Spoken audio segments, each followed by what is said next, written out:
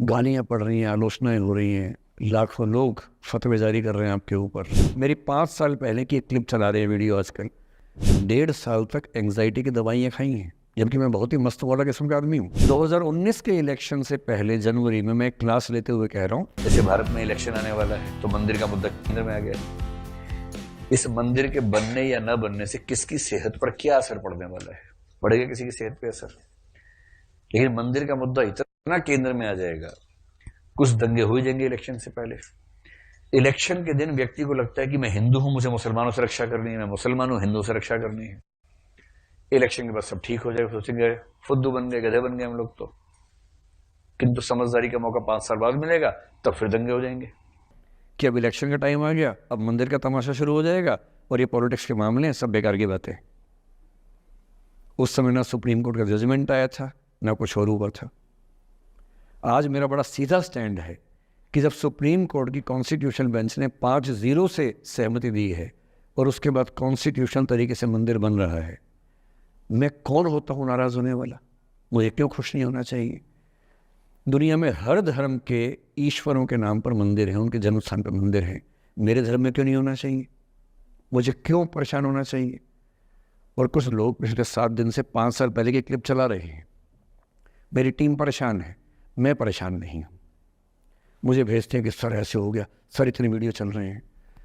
मैं सुनता हूँ पर तनाव नहीं होता है, क्योंकि मुझे पता है कि किसी दिन किसी मंच पर हो, जैसे आज मैंने बात बोल दी, कहीं और बोल दूंगा, बात खत्म हो गई।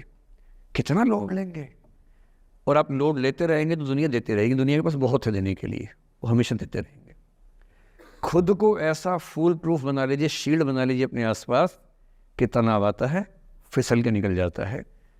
और अगर आप तनाव झेलने के लिए समर्थ हो जाते हैं, लेट गो कर देते हैं, मैं दावे से कह रहा हूँ, सफल कितने होंगे मुझे नहीं पता, ज़िंदगी आपकी शानदार होगी, ये मैं गारंटी दे रहा हूँ। और जब जब बुरा अनुभव हो, जब जब जीवन में बुरा अनुभव हो, सबको होता है, आपको भी होगा। जब जब बुरा अनुभव हो, मेरा सूत्र वाक्य है, जो मेरे व्हाट्सएप का स्टेटस भी है परमानेंट, मेरे दिल में गुथा हुआ है, दिल पे छपा हुआ है, सबको बोलता हूँ, हर क्लास में बोलता हूँ, आपको भी बोल रहा हूँ। एक लाइन याद रखना, क्यों डरे जिंदगी में क्या होगा, कुछ ना होगा तो तजुर्बा होगा, उससे बड़ा कुछ नहीं है। फिर आपने कुछ ऐसा बोला, किसी ने उसकी छोटी सी क्लिप काट के चला दी और आप अचानक सबकी नज़रों में किरकिरी बन गए। गालियाँ पड़ रही हैं, आलोचनाएं हो रही हैं, लाखों लोग फतवे जारी कर रहे हैं आपके ऊपर। इतनी बेचैनी होती है इस दौर में। पहले के दौर में ये नहीं था, आपने कहीं कुछ बोला ख़त्म हो गया। अब किसी ने रिकॉर्ड कर ली, सोशल मीडिया पे आ गई, ख़त्म ही नहीं हो रहा। राइट टू बी फॉरगॉटन हमारे देश में है नहीं, और प्रैक्टिकली संभव भी नहीं है। कैसे आप उसको अप्लाई करेंगे? आप कभी ना कभी कुछ ऐसा बोलेंगे, या तो गलत बोलेंगे या उसमें से कोई क्लिप कोई काटेगा, इतनी गालियाँ पड़ेंगी और पहली बार जीना मुश्किल हो जाता है। मैंने आज से 7-8 साल पहले 1.5 साल तक एंग्जाइटी की दवाइयाँ खाई हैं, जबकि मैं बहुत ही मस्त वाला किस्म का आदमी हूँ। मैंने खाई हैं। और जीवन में एक आध ऐसा दौर सबका आता है, आ जाना चाहिए। जब जीवन में एक आध बार ऐसा हो कि सारी दुनिया पीछे पड़ गई है, बहुत दिक्कत होगी, घबराहट होगी, बेचैनी होगी, एंग्जाइटी होगी, डिप्रेशन होगा, सब कुछ होगा। लेकिन एक बात ध्यान रखना, मेरी इस बात को ध्यान रखना, वो पहली और आखिरी परीक्षा है, उसके बाद कभी नहीं होगा। 8 साल पहले ऐसा कुछ हुआ था कि मैंने बहुत दवाइयाँ खाई, 1.5 साल दवाई खाई, 1.5 साल खाई दवाई। कारण पता था, कारण ठीक हुआ, दवाई छूट गई। उसके बाद मैंने ज़िंदगी का सबसे मुश्किल फेज़ पिछले साल झेला था, जब मेरे एक वीडियो की क्लिप मीडिया पर चली, FIR हुई, पता नहीं क्या क्या हुआ, सब कुछ हुआ। और मैं आपके सामने बहुत ईमानदारी से कह रहा हूँ, मुझे तनाव नहीं हुआ, डिप्रेशन नहीं हुआ, एंग्जाइटी नहीं हुई, क्योंकि मैं पहले झेल चुका था। जो मैंने कहा कि 7-8 साल पहले मैं थोड़ा एंग्जाइटी का शिकार हुआ, कई कारण थे, पर उसमें 2-4 लोग ऐसे थे जिन्होंने मेरा जीना मुश्किल कर दिया था उस समय। मतलब उन्होंने कर दिया, मैंने करवा भी लिया। अब तो मैं करवाता ही नहीं, तब मैंने करवा लिया था। अजीब किस्म के लोग पीछे पड़ के रात दिन 24 घंटे तनाव देते रहना बिना किसी बात के, कोई वजह भी नहीं थी ऐसी। मैं बड़ा परेशान रहा। फिर बाद में परिस्थितियां बदल गई, मैं ठीक हो गया, मेरी स्थितियां ज़्यादा बेहतर हो गई। तो उन दिनों मैंने एक रहीम का दोहा पढ़ा, वो मेरे जीवन का उसूल बन गया। उसके बाद से एक दो बार मेरे मन में आया कि मैं भी दुश्मनी कर लूं और दिखा दूं, और मेरे पास ताकत उनसे ज़्यादा थी उस समय भी, आज भी है।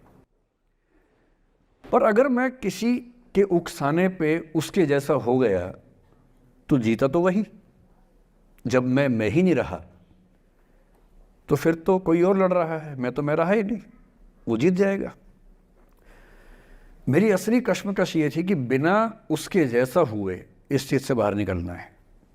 ये कुछ वैसे कि आप सड़क पे जा रहे हैं, कीचड़ में सूअर लोटा हुआ है, उछल उछल लौट रहा है, आपके सफ़ेद कमीज पे छींटा पड़ गया।